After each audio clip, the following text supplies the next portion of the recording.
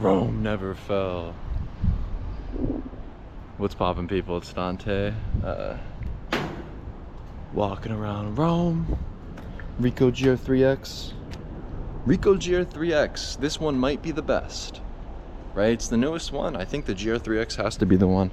The 40mm suits itself pretty damn well for me. You know, if I had to choose, honestly, I'd go with this one. I'd cruise with the 3X more often if I were to go back and to redo this trip. You know, no regrets. I kind of wanted to give the 28 a try for a while, but yeah, towards the end of this trip, been trying out the 40mm more often, and I think just aesthetically it just suits my vision more, right? Being a former primarily 35mm shooter, it's just that sort of sweet spot where, you know, it's just different for me. It's nice. I like it. But it does suit me more. I think it's aesthetically flattering to have more compression, to actually be able to sort of get these sort of relationships between foreground, middle ground, background with this camera, this lens, whatever. It's nice. You know, compact is the future with cameras, right? Look at these guys in the window up here. This could be a good one if I can get over there. Yeah, compact is the future. Here we go.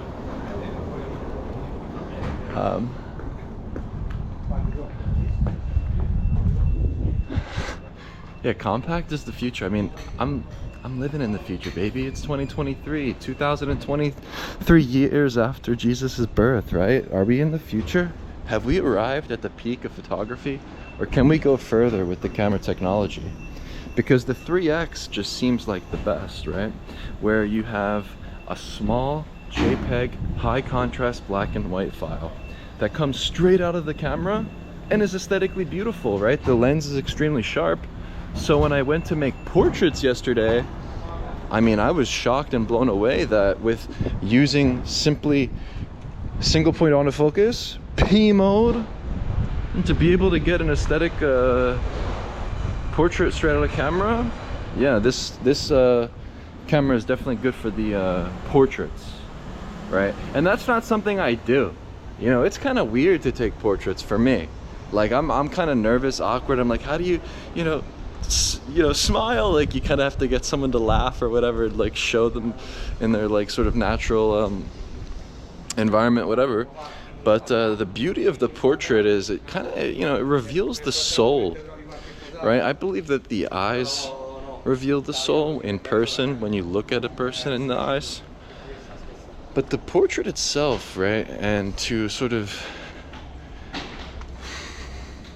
capture the soul through the photographic process, yeah, I don't know, there's something to be said about the portrait. Maybe I should expand my palette more and my taste for photographs, right? I've always been more of a candid shooter, now becoming more interested in details and macro photos, landscape shots, different things.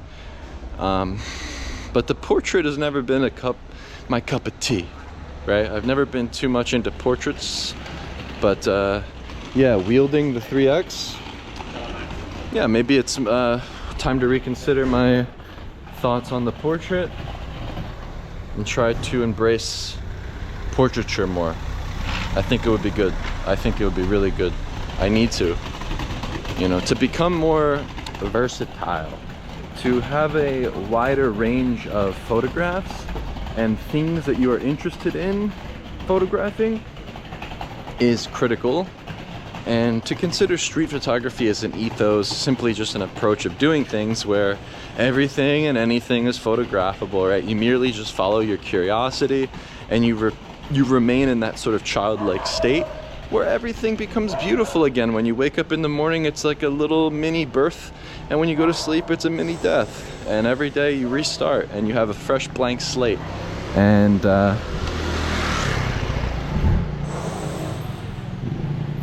you know, I think that the joy and the wonder of photography is, for me, the excuse, right? What is the ultimate excuse to go out there and to see the world? to wield a camera and to merely be out in the streets and photograph, right? To be in this state of play, right? I believe is a very exciting way to approach life, right? So being in the state of play through the use of the camera and observing things around you and to frame things and to make sense of the chaos and bring order to it all. You know, to sort of exist outside the passage of time, where you're just here for the ride and you're going slow and you let life flow, extracting and abstracting reality. This is such a beautiful, beautiful street here, right? I love the way that the vines drape down this facade. The architecture around you is so critical, right? This kind of street just inspires me. The old roads, right? These old cobblestone roads, the vines, the stone, the windows, the fortified windows, right? Like these are real fortified windows.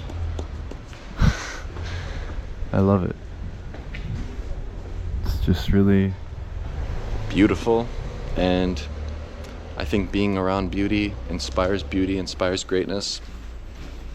But to go beyond beauty and to abstract the world and to create sublime art and to be in a flow state of creation, of physical movement, and to be outdoors as the ultimate privilege in the modern world, where so much of our lives exist on a screen or in technology spaces and things. I think that being outside and having the camera as an excuse to just go out there and play and to seize the day, as there's no glass ceiling, there's no limits, there's no bounds that are keeping us down except for gravity, right?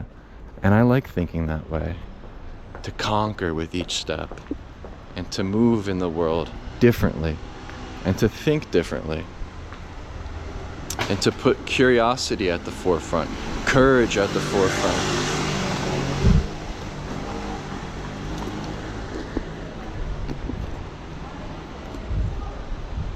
And perhaps virtuosity, right? To be kind, to have some sort of moral compass, but to go beyond good and evil.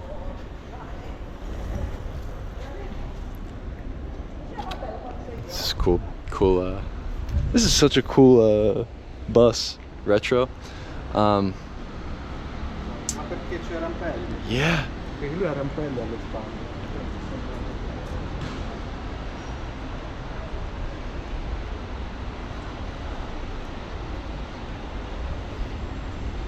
Walk more, move more, embrace the sun more.